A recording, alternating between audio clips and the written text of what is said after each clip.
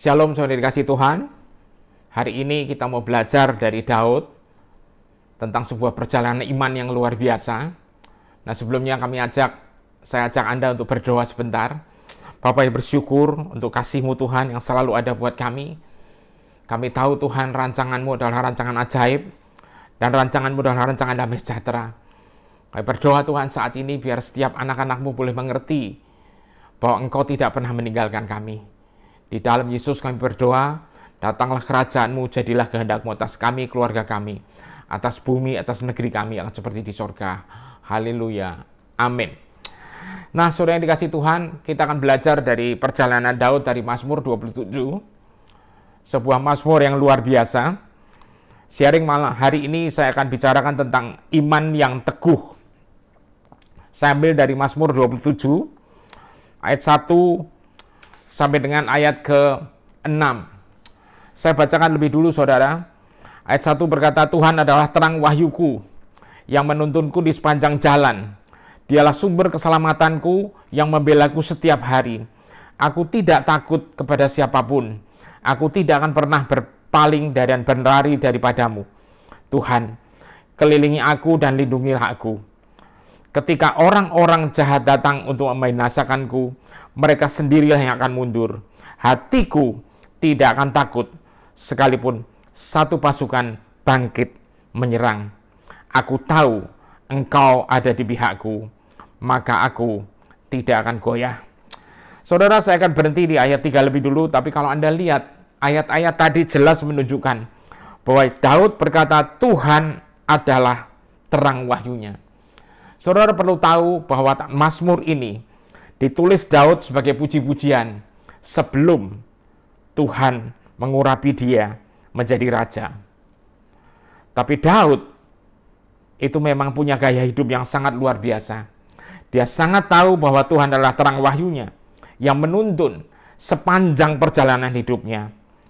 Kalau kita lihat dari Yohanes 1 ayat ke-5, Kitab The Passion Translation berkata apa? Dan ekspresi yang hidup ini adalah terang yang memecah, menembus kesuraman. Terang yang tidak akan diredukan oleh kegelapan. Daud tahu bahwa Tuhan sebagai ekspresi yang hidup itu lah yang menjadi terang, yang menembus dan mengalahkan segala kegelapan. Bahkan kegelapan tidak akan pernah mengalahkan terang itu.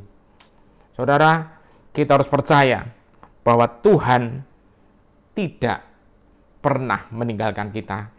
Terang itu tidak pernah meninggalkan kita. Saya lanjut bahwa dalam tugasnya sebagai gembala, yang umumnya dia sendirian, karena hanya ditemani oleh domba dan kambingnya, Daud selalu memilih. Saya garis bawahi saudara, kata memilih untuk membangun hubungan yang intim dengan Tuhan, dan selalu berbicara hati ke hati dengan Tuhan. Dan melalui hubungan yang dibangun dari hari ke hari, dia makin yakin dan makin teguh. Makin percaya kepada Tuhan bahwa dialah sumber keselamatannya dan pembelanya tiap hari. Saudara renungkan baik-baik ayat 1. Aku tidak akan pernah berpaling dan berlari darimu Tuhan. Daud selalu di dalam hidupnya, apapun yang terjadi, dia tidak memilih mengikuti apa yang ada di sekitarnya, tapi dia selalu memilih untuk fokus sama Tuhannya yang luar biasa, yang sangat mengasihi dia. Nah, saudara, ayat 3 tadi menyatakan Daud tidak takut sekalipun ada satu pasukan menyerang. Daud tidak goyah karena Tuhan selalu di pihaknya. Ini dibuktikan ketika Goliat menantang para tentara Israel. Daud tampil beda. Karena apa? Dia sudah membangun hubungan hari demi hari, minggu demi minggu, bulan demi bulan. Sehingga ketika itu terjadi, dia tetap percaya Tuhanlah yang membelanya. Saudara, saya lanjut di ayat keempat lebih dulu. Mazmur 27, inilah satu hal yang kurindukan dari Allah, satu hal yang kucari di atas semua yang lainnya. Aku menginginkan hak istimewa. Perhatiin baik-baik saudara. Hak istimewa tinggal bersamanya di setiap waktu dalam rumahnya. Menemukan keindahan wajahnya. Daud selalu belajar untuk melihat wajah Tuhan. Daud selalu belajar untuk menikmati keindahan, menikmati cintanya, menikmati kasihnya. Saudara kasih Tuhan perlu tahu bahwa pada saat ini ditulis, saudara, Daud diurapi jadi raja aja belum.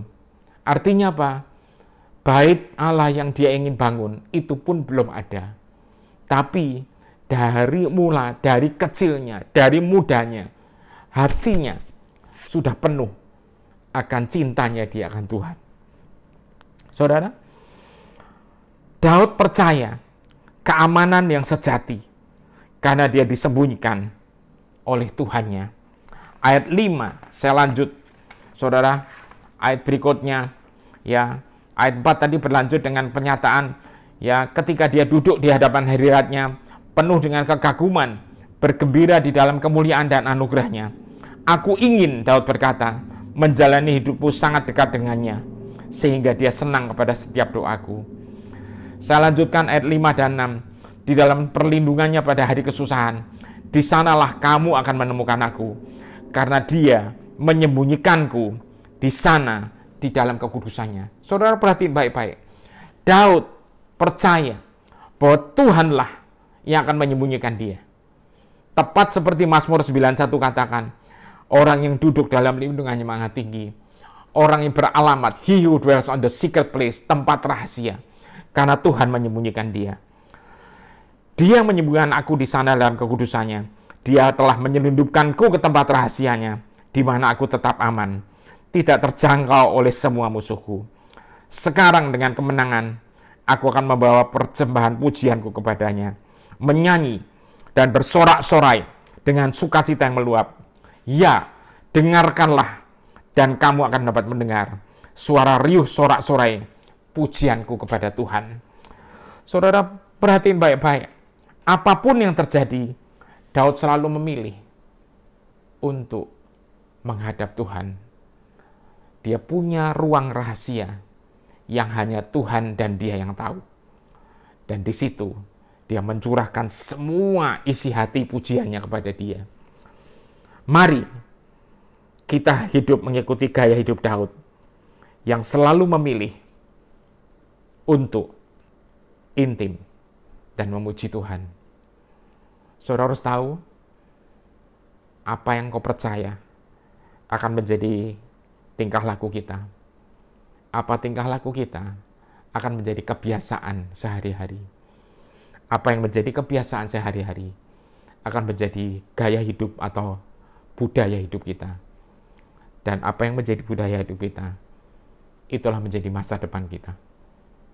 Kita belajar dari seorang pahlawan yang luar biasa yang bernama Daud, yang selalu memilih untuk percaya kepada Tuhannya, yang sekalipun tidak kasat mata, tapi dia lihat dengan hatinya yang penuh luar biasa.